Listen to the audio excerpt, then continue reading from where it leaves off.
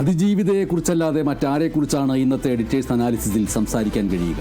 നടിയെ ആക്രമിച്ച് കൂട്ടബലാത്സംഗം ചെയ്യുകയും അതിൻ്റെ ദൃശ്യങ്ങൾ ചിത്രീകരിക്കുകയും ചെയ്ത കേസിൽ 8 വർഷത്തിന് ശേഷം വന്ന കോടതി വിധിയിൽ 8ാം പ്രതിയും പ്രശസ്ത നടനുമായ ദിലീപിനെ കുറ്റക്കാരനല്ല എന്ന് കണ്ട് വെറുതെ വിട്ടത് പൊതുസമൂഹത്തിൽ വ്യാപകമായ ചർച്ചകൾക്ക് ഇടയാക്കിയിരിക്കുകയാണ്. അതിജീവിതയും പ്രതിയും ചലച്ചിത്ര മേഖലയിലെ തിളക്കമുള്ള അഭിനേതാക്കളായതുകൊണ്ടും അതിജീവിതയ്ക്ക് നേരെ ഉണ്ടായ കൂട്ടബലാത്സംഗം എന്നത് ഗൂഢാലോചനയോടെ ആസൂത്രണം ചെയ്തതാണ് എന്നുമുള്ള പരാതിയുമാണ് ഈ കേസിനെ ഒരർത്ഥത്തിൽ ദേശീയ ശ്രദ്ധയിലേക്ക് പോലും കൊണ്ടുവന്നത്. നടൻ ദിലീപ് കൊട്ടേഷൻ കൊടുത്ത് പ്രതികളെ ഏർപ്പാടാക്കി നടിക്കെതിരായ കുറ്റകൃത്യങ്ങൾ നടത്താൻ ഗൂഢാലോചനയും ആസൂത്രണവും നടത്തി സാമ്പത്തിക സഹായം ഉൾപ്പെടെ നൽകി എന്നതടക്കമുള്ള പരാതികൾ ശ്രദ്ധ നേടിയത് എപ്പോഴാണ്? അത് കേട്ടുകേൾവിയില്ലാത്ത വിധം ബലാത്സംഗത്തിനും അതിൻ്റെ ചിത്രീകരണത്തിനും കൊട്ടേഷൻ നൽകിക്കൊണ്ട് പ്രതികാരം തീർത്തു എന്ന തരത്തിലുള്ള പരാതിയിൽ ആരോപിക്കപ്പെടുന്ന കുറ്റകൃത്യത്തിൻ്റെ അസാധാരണത്വവും അപൂർവതയും കൊണ്ടായിരുന്നു. ഈ ആരോപണത്തിലേക്ക് പോലീസിൻ്റെ ശ്രദ്ധ തിരിഞ്ഞത് 2017 ഫെബ്രുവരി 17-ാം തീയതി എറണാകുളം അങ്കമാലിയിലെ അത്താണിയിൽ വെച്ച് ചലച്ചിത്ര ചിത്രീകരണം കഴിഞ്ഞ് മടങ്ങുകയായിരുന്ന നടിയുടെ കാറിൽ അതിക്രമിച്ച് കയറിയ സംഘം ഓടിക്കൊണ്ടിരുന്ന കാറിൽ ഉടനീളം ആക്രമിക്കുകയും അത് ചിത്രീകരിക്കുകയും ചെയ്തതിൽ പ്രതിഷേധിച്ച് ചലച്ചിത്ര അഭിനേതാക്കളുടെ സംഘടനയായ അമ്മ നടത്തിയ യോഗത്തിൽ പ്രതിയിൽ നിന്ന് നേരത്തെ വിവാഹമോചനം നേടിയ നടി മഞ്ജു വാര്യർ നടത്തിയ പ്രസംഗത്തിലെ ഏറ്റവും കാമ്പുള്ള പരാമർശമായിരുന്നു. ആ പരാമർശമാണ് ഈ കേസിനെ ഇന്നത്തെ രീതിയിലേക്ക് വളർത്തിയത്. നടിയെ ആക്രമിച്ചതിന് പിന്നിൽ കൃത്യമായ ക്രിമിനൽ ഗൂഢാലോചനയുണ്ടെന്നും ആ ഗൂഢാലോചന അന്വേഷിക്കണമെന്നുമാണ് അന്ന് മഞ്ജു വാര്യർ ആ സായാഹ്നത്തിൽ ഒന്നുചേർന്ന അമ്മ എന്ന ചലച്ചിത്ര സംഘടനയിലെ എല്ലാവരും പങ്കെടുത്ത യോഗത്തിൽ ദിലീപ് കൂടി പ്രസംഗിച്ച പ്രസംഗത്തിൻ്റെ മുൻപായിട്ട് സൂചിപ്പിച്ച പ്രധാനപ്പെട്ട കാര്യം. ദിലീപിൻ്റെ ഭാര്യ എന്ന നിലയിൽ ഏറെക്കാലം ഒരുമിച്ച് ജീവിച്ച ഒരു വ്യക്തി എന്ന നിലയ്ക്ക് വിവാഹമോചിതയായ ശേഷം നടത്തിയ ഈ പരാമർശം ആ ക്രിമിനൽ ഗൂഢാലോചനയ്ക്ക് പിന്നിലെ ആസൂത്രകൻ ദിലീപാണ് എന്ന നിലയ്ക്ക് ഒരു വിഭാഗം പോലീസ് ഉദ്യോഗസ്ഥരും അന്വേഷണ സംഘവും കേരളത്തിലെ പൊതുസമൂഹത്തിലെ വലിയൊരു വിഭാഗവും എത്തി. മലയാള സിനിമ പിടിച്ചടക്കാൻ ദിലീപ് നടത്തിയെന്ന് പറയപ്പെടുന്ന ശ്രമങ്ങളും വിവാഹമോചിതയായ ശേഷം മഞ്ജു വാര്യർ മറ്റൊരു വിവാഹവും ചെയ്യാതെ ഒറ്റയ്ക്ക് ജീവിച്ചിരിക്കെ ദിലീപ് മറ്റൊരു നടിയായ കാവ്യ മാധവനെ വിവാഹം ചെയ്തതും കാവ്യയും ദിലീപും തമ്മിൽ നേരത്തെ ബന്ധമുണ്ടായിരുന്നു എന്നുള്ള ചിലരുടെ ആരോപണങ്ങളുമെല്ലാം പൊതുസമൂഹത്തിലെ ഒരു വിഭാഗത്തിൻ്റെ അനിഷ്ടത്തിന്, ദിലീപിനോടുള്ള അനിഷ്ടത്തിന് ആക്കം കൂട്ടിയിരിക്കണം. സ്വാഭാവികമായിട്ടും സാഹചര്യ തെളിവുകൾ, ദിലീപ് ചിത്രത്തിൻ്റെ ലൊക്കേഷനിൽ 1ാം പ്രതിയായിട്ടുള്ള പൾസർ സുനി എത്തിയതായിട്ട് പോലീസിന് ലഭിച്ച തെളിവ്, മാധ്യമ വിചാരണകൾ, പിടിയിലായ പൾസർ സുനിയുടെ ചില മൊഴികൾ, ഇവയുടെയൊക്കെ അടിസ്ഥാനത്തിൽ ദിലീപിനെ കൂട്ടബലാത്സംഗം, ഗൂഢാലോചന, തട്ടിക്കൊണ്ടുപോകൽ തുടങ്ങിയ കുറ്റങ്ങൾ ചുമത്തി 2017 ജൂലൈ 11 ആലുവ സബ് ജയിലിൽ പ്രവേശിപ്പിക്കുകയും ചെയ്തു. അതിനുശേഷം ഒക്ടോബർ 3 ജയിൽ മോചിതനായി എങ്കിലും കുറ്റം ചെയ്തവൻ എന്ന പ്രതിച്ഛായയിൽ ഒരു തരത്തിലുള്ള സാമൂഹ്യ ഭ്രഷ്ട് കൽപ്പിക്കപ്പെട്ട നിലയിലായിരുന്നു ഇക്കാലമത്രയും ദിലീപിൻ്റെ ജീവിതം. അമ്മ സംഘടനയിൽ നിന്ന് പുറത്താക്കപ്പെട്ടതടക്കം ആ സാമൂഹ്യ ഭ്രഷ്ടിന് ദിലീപ് അർഹനാണ് എന്ന് തോന്നിപ്പിക്കുന്നതായിരുന്നു.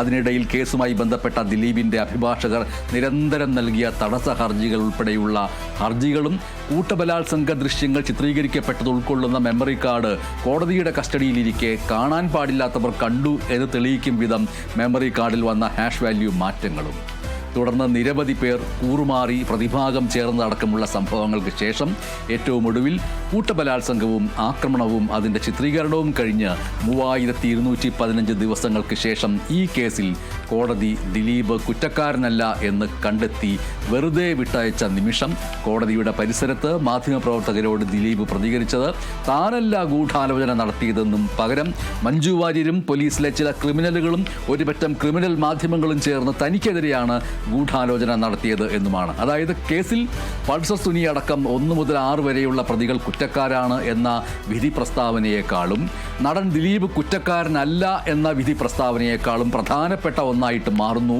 കുറ്റവിമുക്തനാക്കപ്പെട്ട ശേഷം മഞ്ജു വാര്യരെ പേരെടുത്ത് പറയാതെ നടത്തിയ ദിലീപിൻ്റെ പരാമർശം. നടി ആക്രമിക്കപ്പെട്ട കേസിൽ കൂട്ടബലാത്സംഗവും അതിൻ്റെ ചിത്രീകരണവും അടക്കമുള്ള കാര്യങ്ങൾ ചെയ്യാൻ പ്രേരിപ്പിച്ച ഒരു ഗൂഢാലോചകനുണ്ടെന്നും അത് ദിലീപാണ് എന്നുമുള്ള തരത്തിലേക്ക് കാര്യങ്ങൾ തിരിഞ്ഞത് ദിലീപിനെ ഏറ്റവും കൃത്യമായിട്ട് അറിയുന്നയാൾ എന്ന നിലയിൽ മഞ്ജു വാര്യർ പറഞ്ഞ വാക്കുകളായിരുന്നു. ആ വാക്കുകൾക്ക് പിറകിലാണ് യഥാർത്ഥ ഗൂഢാലോചന എന്ന ദിലീപിൻ്റെ ഇപ്പോഴത്തെ വാക്കുകൾ. ആ വാക്കുകൾ, ദിലീപിൻ്റെ ഇപ്പോഴത്തെ ഈ വാക്കുകൾ ഇനി ഈ കേസിൽ അതിജീവിതയും കൂട്ടരും മേൽക്കോടതിയെ സമീപിക്കുന്നുണ്ടെങ്കിൽ അതിനൊരു തട അഥവാ പ്രതിരോധം എന്ന നിലയിലാണ്. വേണമെങ്കിൽ ഒരു പടി കൂടി കടന്ന് ചെയ്യാത്ത കുറ്റത്തിന് ആലുവ സബ് ജയിലിൽ തന്നെ ഇട്ട് തൻ്റെ തൊഴിൽ ജീവിതവും പൊതുജീവിതവും കുടുംബജീവിതവും തകർത്തതിന് പിന്നിൽ വിവാഹമോചിതയായ ഈ വ്യക്തിയുടെ പകയും പ്രതികാരവുമാണ് എന്ന നിലയ്ക്ക് അതേക്കുറിച്ചൊരു അന്വേഷണത്തിന് കൂടി ദിലീപ് തുടക്കമിട്ടു എന്നും വന്നേക്കാം തൻ്റെ ഏറ്റവും വിശ്വസ്തരായിട്ടുള്ള അഡ്വക്കേറ്റ് ബി രാമൻപിള്ള അടക്കമുള്ള അഭിഭാഷകരുടെ സംഘത്തെ ഉപയോഗിച്ചുകൊണ്ട്. അതേസമയം ഈ കേസിൽ ദിലീപ് കുറ്റക്കാരനല്ല എന്ന് പറയുമ്പോഴും പ്രേരണാക്കുറ്റം നിലനിൽക്കുമെന്ന് കോടതി പറഞ്ഞിരിക്കുന്നു. അതുകൊണ്ട് തന്നെ ആ പ്രേരണയും ഗൂഢാലോചന നടന്നിട്ടുണ്ടെങ്കിൽ അതിന് പിന്നിലും ആര് എന്ന് കണ്ടെത്താനാവാത്തിടത്തോളം, തെളിയിക്കാനാവാത്തിടത്തോളം ഈ കേസിലെ ദുരൂഹത തുടരും എന്നതിൽ സംശയമില്ല. ഈ കേസിൽ കോടതി വിധി പ്രസ്താവിച്ചതിന് ശേഷവും മാധ്യമങ്ങൾ സ്വന്തം നിലയ്ക്ക് കോടതിക്ക് മുകളിൽ എന്ന പോലെ വിധി വിശകലനങ്ങൾ നടത്തിക്കൊണ്ടിരിക്കെ ചില മാധ്യമപ്രവർത്തകർ തന്നെ വിശേഷിപ്പിച്ചത് മാധ്യമപ്രവർത്തകരുടെ തെളിവുകളല്ല കോടതിയുടെ പരിഗണനയിലുള്ള തെളിവുകൾ എന്ന് മനസ്സിലാക്കണം മാപ്രകളെ എന്നായിരുന്നു. തദ്ദേശ തെരഞ്ഞെടുപ്പിൻ്റെ വോട്ടെടുപ്പിൻ്റെ ഈ വേളയിൽ വന്നിരിക്കുന്ന ഈ വിധി എന്നത് അതിജീവിതയ്ക്ക് വേണ്ടി സർക്കാരിൻ്റെ പ്രതിനിധികളായി കോടതിയിൽ പ്രവർത്തിച്ച പ്രോസിക്യൂഷനെ അടിക്കാനായി പ്രതിപക്ഷം ഉപയോഗിച്ചുകൊണ്ടിരിക്കുകയാണ്. മറുഭാഗത്ത് കോടതി വിധിയുടെ വിശദാംശങ്ങളൊക്കെ പഠിച്ച് മേൽക്കോടതിയെ സമീപിക്കുന്ന കാര്യം പരിഗണിക്കുമെന്ന് മന്ത്രി സജി ചെറിയാൻ പറയുന്നു. അതല്ല, മന്ത്രി ഉരുണ്ട് കളിക്കുകയാണെന്നും പ്രോസിക്യൂഷൻ പരാജയപ്പെട്ടുവെന്നുമാണ് KPCC അധ്യക്ഷൻ സണ്ണി ജോസഫ് പറഞ്ഞിരിക്കുന്നത്. അതിജീവിതയെ സംബന്ധിച്ചിട്ട് അതിജീവിതയോട് ഒരു സംഘം ആണത്ത അധികാര പുരുഷ കുറ്റവാളികൾ ചെയ്ത അതിക്രമവും അതിനുള്ള കോടതിയുടെ ശിക്ഷാവിധിയും എന്നത് ഏതെങ്കിലും ഒരു രാഷ്ട്രീയ പാർട്ടിയുടെ വോട്ട് ബാങ്കിനുള്ള ഉപാധികളല്ല. അതേസമയം ഗൂഢാലോചന എന്ന തെളിയിക്കാൻ ഏറെ വൈഭവം വേണ്ട ഒരു കാര്യത്തിൽ 8 വർഷം സമയമുണ്ടായിട്ടും അത് വേണ്ട വിധം സമാഹരിച്ച് സമർപ്പിക്കാൻ പ്രോസിക്യൂഷന് കഴിഞ്ഞിട്ടില്ലെങ്കിൽ മേൽക്കോടതികളെ സമീപിക്കുമ്പോൾ പോരായ്മകൾ മാറ്റി വീണ്ടും നിയമപോരാട്ടം തുടരാൻ പ്രോസിക്യൂഷൻ ശ്രമിക്കേണ്ടതുമാണ്. മേൽക്കോടതി നടപടികളിലേക്ക് നീങ്ങുന്ന വേളയിൽ സംസ്ഥാനത്ത് അധികാരത്തിലിരിക്കാൻ പോകുന്ന പാർട്ടി ഏതാണെന്ന് അറിയാത്ത സ്ഥിതിക്ക് ആ കാര്യത്തെക്കുറിച്ച് ഇപ്പോൾ ഊഹാപോഹങ്ങൾ മുന്നോട്ട് വയ്ക്കുന്നത് ഉചിതവുമല്ല. തീർച്ചയായും ഈ കേസിൽ വിധി പ്രസ്താവിക്കുമ്പോൾ ഒരു കാരണവശാലും മാധ്യമങ്ങളിലും പ്രത്യേകിച്ച് സാമൂഹ്യ മാധ്യമങ്ങളിലും നിന്ന് കോടതിക്ക് നേരെ ഉയർത്തിവിട്ട സമ്മർദ്ദങ്ങളെക്കുറിച്ചുകൂടി നാം പരിശോധിക്കേണ്ടതുണ്ട്. കേരളത്തിൻ്റെ ചരിത്രത്തിൽ ഇതുവരെ ഇല്ലാത്ത രീതിയിലാണ് ഈ കേസിൽ വിധി പറയാനിരുന്ന ജഡ്ജിൻ്റെ മേൽ സമ്മർദ്ദമാവുന്ന രീതിയിൽ പൊതുസമൂഹം ഇങ്ങനെ ചിന്തിക്കുന്നു. പൊതുസമൂഹം ദിലീപിനെ ജയിലിടാൻ ആഗ്രഹിക്കുന്നു. ദിലീപിനെ കുറ്റവിമുക്തനാക്കുന്ന ഒരു വിധി ഒരു കാരണവശാലും പൊതുസമൂഹം അംഗീകരിക്കില്ല. അങ്ങനെ ചെയ്യേണ്ടി വന്നാൽ അത് വലിയ രീതിയിലുള്ള വിമർശനങ്ങൾക്കിടയാക്കുമെന്ന് തോന്നിപ്പിക്കുന്ന രീതിയിലായിരുന്നു സാമൂഹ്യ മാധ്യമങ്ങളിലുടനീളം ഈ കേസിൽ കോടതിക്ക് നേരെ ഉണ്ടായിട്ടുള്ള ബാഹ്യ സമ്മർദ്ദം എന്ന് പറയുന്നത്. ഒരു കേസിലും ഇത്തരത്തിലുള്ള സാമൂഹ്യ മാധ്യമങ്ങളിലൂടെയുള്ള സമ്മർദ്ദത്തിന് ജഡ്ജിമാർ വിധേയരാകാൻ പാടില്ല, അടിപ്പെടാൻ പാടില്ല എന്ന് സുപ്രീം കോടതി തന്നെ ഈയിടെ വലിയ രീതിയിലുള്ള നിർദ്ദേശങ്ങൾ നൽകിയത് നാം ഓർക്കേണ്ടതുണ്ട്.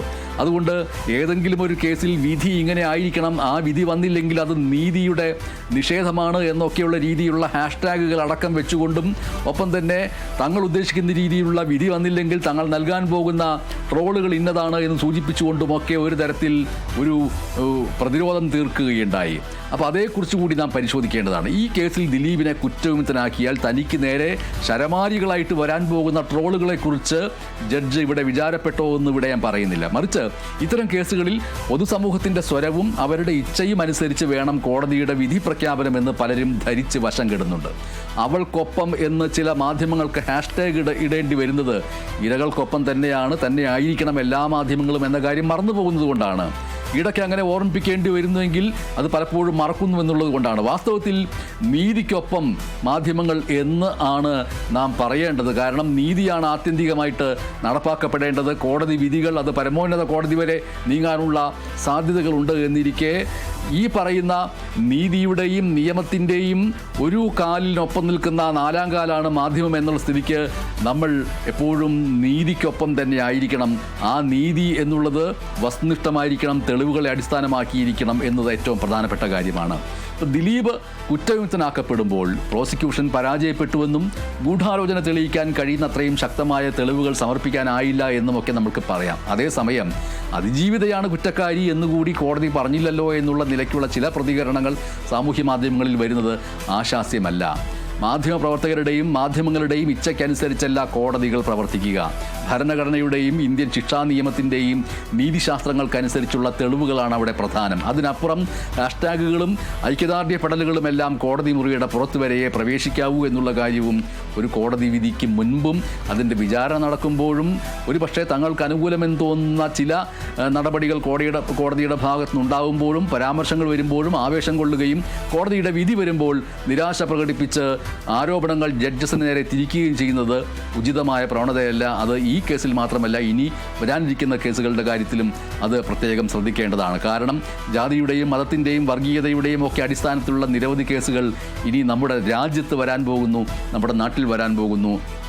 വരാനിരിക്കുന്ന ലോക്സഭാ തെരഞ്ഞെടുപ്പിന് മുമ്പ് വിവിധ സംസ്ഥാനങ്ങളിൽ നടക്കാനിരിക്കുന്ന നിയമസഭാ തെരഞ്ഞെടുപ്പുകൾക്കൊക്കെ മുൻപ് ജാതി, മതം, വർഗീയത, ലഹള, ആൾക്കൂട്ട കൊലപാതകം, ലഹള എന്നിവയടക്കമുള്ള നിരവധി കേസുകൾക്ക് സാധ്യതയുള്ള ഒന്നായിട്ട് നമ്മുടെ ഇന്ത്യ മഹാരാജ്യം വളർന്നിരിക്കുന്നുണ്ട്. സ്വാഭാവികമായിട്ടും അത്തരം കേസുകളിലൊക്കെ കോടതിയുടെ വിധികൾ വരുമ്പോഴും ഇത്തരത്തിൽ സാമൂഹ്യ മാധ്യമങ്ങളും അതല്ലാത്ത മാധ്യമങ്ങളും പൊതുസമൂഹം എന്ന വ്യാജേന സാമൂഹ്യ മാധ്യമ ഹാൻഡിലുകൾ ഉണ്ടാക്കുന്ന ട്രോളുകളും എല്ലാം ചേർന്ന് നിയമവ്യവസ്ഥയെയും അതിൻ്റെ പരിപാലകരായിട്ടുള്ള ജഡ്ജസിനെയും സമ്മർദ്ദത്തിലാക്കുന്ന രീതിയിലേക്ക് കാര്യങ്ങൾ പോകുന്നത് ഉചിതമാണോ എന്നുള്ള ചോദ്യം കൂടിയും ഇന്ന് നടി ആക്രമിക്കപ്പെട്ട കേസിൻ്റെ ഈ വിധി വന്നിരിക്കുന്ന വേളയിൽ നമ്മൾ ചർച്ച ചെയ്യേണ്ടതുണ്ട്. ഇവിടെ ഏറ്റവും പ്രധാനപ്പെട്ട കാര്യം എന്ന് പറയുന്നത്, നടി ആക്രമിക്കപ്പെട്ട കേസിൽ 1 മുതൽ 6 വരെയുള്ള പ്രതികൾക്ക് അവർ കുറ്റക്കാരാണെന്ന് കണ്ടെത്തുകയും അവർക്ക് ഡിസംബർ 12-ാം തീയതി അവർക്ക് വിധിക്കാൻ പോകുന്ന ശിക്ഷ, ആ ശിക്ഷയിൽ തൃപ്തയായിരിക്കുമോ അതിജീവിത എന്നുള്ള ചോദ്യം മാത്രമല്ല, കാലങ്ങളോളം നീളാൻ സാധ്യതയുള്ള പോരാട്ടങ്ങൾക്കായിട്ട് മേൽക്കോടതികളെ സമീപിക്കാൻ തയ്യാറാണോ എന്നുള്ള ചോദ്യം കൂടി പ്രസക്തമായിട്ട് വരുന്നു. തീർച്ചയായിട്ടും സർക്കാർ മേൽക്കോടതിയെ സമീപിക്കുമെന്നാണ് മന്ത്രി പി രാജീവ് സൂചിപ്പിച്ചിട്ടുള്ളത്. നിയമസഭാ തെരഞ്ഞെടുപ്പ് നടക്കാനിരിക്കെ ഏതൊരു സർക്കാരിനെ സംബന്ധിച്ചിട്ടും ഈ വിഷയത്തിൽ മേൽക്കോടതിയെ സമീപിക്കുക എന്നതാണ് അഭികാമ്യം എന്നതിൽ സംശയവുമില്ല. കാരണം സർക്കാരാണ്, സർക്കാരിൻ്റെ പ്രോസിക്യൂഷനാണ് അതിജീവിതയ്ക്ക് വേണ്ടി ഇന്നുവരെയും കോടതിയെ സമീപിച്ചിട്ടുള്ളതും അതിൻ്റെ പേരിൽ ഒരുപക്ഷെ പഴി കേൾക്കുന്നതും. സ്വാഭാവികമായിട്ടും നിയമസഭാ തെരഞ്ഞെടുപ്പ് നടക്കാനിരിക്കെ സർക്കാരിനെ സംബന്ധിച്ചിട്ട് ഈ വിഷയത്തിൽ മേൽക്കോടതിയിലേക്ക് എല്ലാ തരത്തിലുള്ള ജാഗ്രതയോടും കൂടി പോവുക എന്നുള്ളത് ഏറ്റവും പ്രധാനപ്പെട്ട കാര്യമാണ്. തനിക്കെതിരെ ഒരു ഗൂഢാലോചന നടന്നുവെന്നും അതിൻ്റെ പ്രഭവ കേന്ദ്രം മഞ്ജു വാര്യരാണെന്നും പറയാതെ പറഞ്ഞ ദിലീപിൻ്റെ വാക്കുകളിൽ മഞ്ജു വാര്യരുടെ പ്രതികരണമോ നീക്കങ്ങളോ എന്താണെന്നും ഇനിയുള്ള ദിവസങ്ങളിൽ നമ്മൾ നോക്കേണ്ടതുണ്ട്. ഈ കഴിഞ്ഞ 8 വർഷവും ഒരു മാധ്യമത്തിൻ്റെയും കുത്തിയുള്ള ചോദ്യങ്ങളിൽ വീഴാതെ കൃത്യമായി കോടതി ആവശ്യപ്പെട്ട സമയങ്ങളിലെല്ലാം ഹാജരായി തനിക്ക് പറയാനുള്ളത് രേഖപ്പെടുത്തിയ വ്യക്തിയാണ് മഞ്ജു വാര്യർ. അവരുടെ ഭാഗത്ത് നിന്ന് വീണ്ടും മേൽക്കോടതികളിലോ പരമോന്നത കോടതികളിലോ തീർപ്പ് കൽപ്പിക്കപ്പെട്ട് പൂർണ്ണ വിരാമം കുറിക്കേണ്ട ഒരു പോരാട്ടത്തിൻ്റെ ചരിത്രപരമായ ഒരു നിയോഗം ഇപ്പോഴും ബാക്കിയുണ്ട് എന്നർത്ഥം. അതേസമയം ദിലീപിനെ അനുകൂലിച്ചുകൊണ്ട് സംസാരിച്ച ചില നിർമ്മാതാക്കൾ ഇന്ന് പറഞ്ഞത്, കുറ്റക്കാരനല്ലെന്ന് കോടതി കണ്ടെത്തിയ ദിലീപിനെ അനധികൃതമായിട്ട് 3 മാസത്തോളം ജയിലിൽ പാർപ്പിച്ചതിൻ്റെ നീതികേടിന് ആരുത്തരം പറയും എന്നാണ്. ആ നാളുകളിൽ അയാൾ ജയിലിലും അയാളുടെ കുടുംബം വീട്ടിലും മകൾ സ്കൂളിലും അനുഭവിച്ച ട്രോമയ്ക്ക് ആരുത്തരം പറയുമെന്നുള്ള ചോദ്യങ്ങൾ ദിലീപിനെ അനുകൂലിക്കുന്നവർ ഉയർത്തിക്കൊണ്ടിരിക്കുന്നു. ദിലീപിൻ്റെ ജീവിതത്തിൽ നഷ്ടപ്പെട്ട് തടവിലാക്കപ്പെട്ട ആ 3 മാസങ്ങൾ അത് അനീതിയായിരുന്നു എന്നാണല്ലോ ഇപ്പോൾ അയാൾ കുറ്റവിമുക്തനാക്കപ്പെടുന്നതിലൂടെ തെളിയുന്നത് എന്നുള്ള ചോദ്യം ഉയരുന്നു. അങ്ങനെ ചെയ്യാത്ത കുറ്റത്തിന് ജയിലിൽ കിടക്കേണ്ടി വന്ന ഒരാളായിട്ട് മാറുന്നു. അപ്പോൾ നമ്മുടെ നീതിക്കും അതിൻ്റെ നടത്തിപ്പിനും എന്തോ വലിയ ചില പിശകുകളുണ്ട് എന്നല്ലേ അതിൻ്റെ അർത്ഥം എന്നുള്ള ചോദ്യങ്ങൾ ദിലീപിനെ അനുകൂലിക്കുന്നവരും ചോദിക്കുന്നു.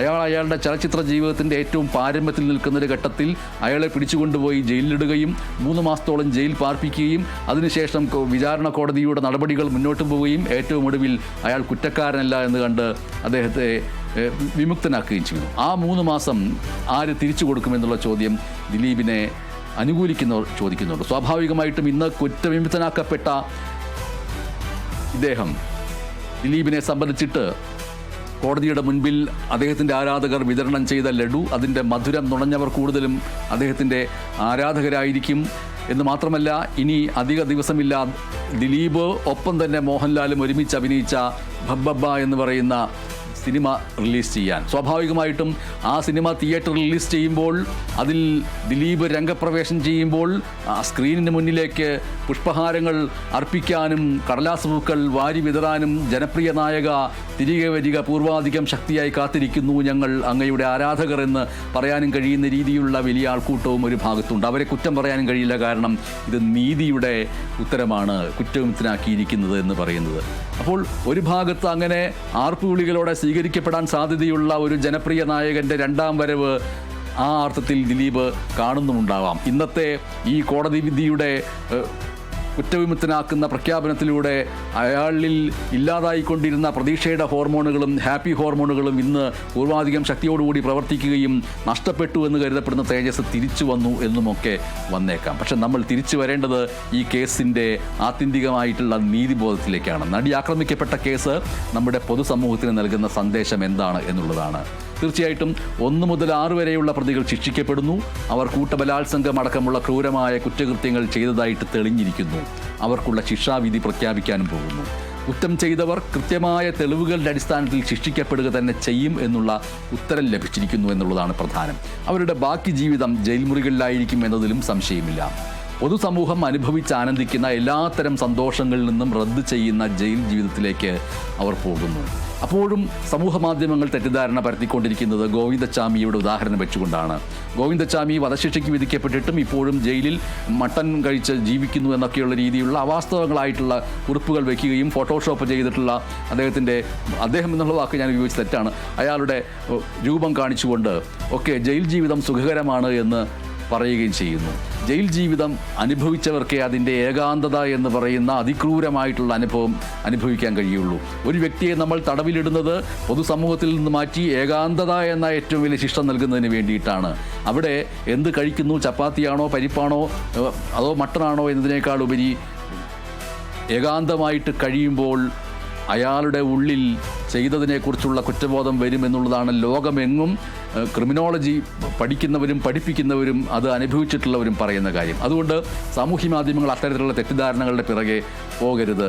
ശിക്ഷ അവർക്ക് ലഭിക്കുന്നു, അവർക്ക് എത്രത്തോളം ജയിൽ ശിക്ഷ ലഭിക്കുന്നു എന്നുള്ളതാണ് ഏറ്റവും പ്രധാനം. ഈ നിമിഷം നമുക്ക് അതിജീവിതയെക്കുറിച്ചാണ് ആലോചിക്കേണ്ടത്. തീർച്ചയായിട്ടും അവരോട് ഒരിക്കൽ കൂടി ഐക്യദാർഢ്യപ്പെടുകയും ചെയ്യേണ്ടിയിരിക്കുന്നു. കാരണം നടിയെ ആക്രമിച്ച കേസിൽ എന്നാണ് ഇക്കാലമത്രയും ആ സംഭവത്തെ അതിൻ്റെ നിഷ്ഠൂരതയെ ലഘുവാക്കിക്കൊണ്ട് നമ്മൾ വിശേഷിപ്പിച്ചുകൊണ്ടിരുന്നത്.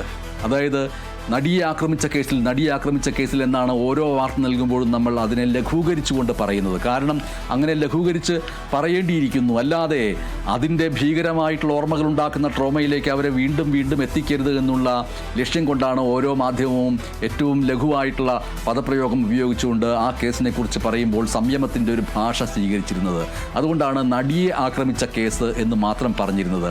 അതിൽ നിന്ന് തന്നെ അതിൻ്റെ വ്യാപ്തി എത്രത്തോളം ഭീകരമാണെന്ന് പൊതുസമൂഹം മനസ്സിലാക്കുകയും ചെയ്തിരുന്നു. എന്നാൽ ഇന്ന് കോടതി വിധി പ്രഖ്യാപിച്ചുകൊണ്ട് കൂട്ടബലാത്സംഗം തെളിഞ്ഞു എന്ന് പറയുമ്പോൾ എല്ലാ ടെലിവിഷൻ ചാനലുകളും അത് ബ്രേക്കിംഗ് ന്യൂസായിട്ട് നൽകുന്നു. കൂട്ടബലാത്സംഗം തെളിഞ്ഞു എന്ന് പറയുന്ന സമയത്ത് ഒരു നിമിഷം പ്രേക്ഷകരുടെ കണ്ണുകൾ അടഞ്ഞു പോവുകയും അതിൻ്റെ ക്രൗര്യത്തിൻ്റെ ദൃശ്യമൊന്ന് ആലോചിച്ച് ഞെട്ടുകയും ചെയ്യുമെന്ന് പറയുമ്പോൾ അതിൻ്റെ ക്രൗര്യത്തിൻ്റെ ഛർദ്ദിപ്പിക്കുന്ന സ്മരണകൾ അതിജീവിതയിലും തെളിഞ്ഞിട്ടുണ്ടാവണം.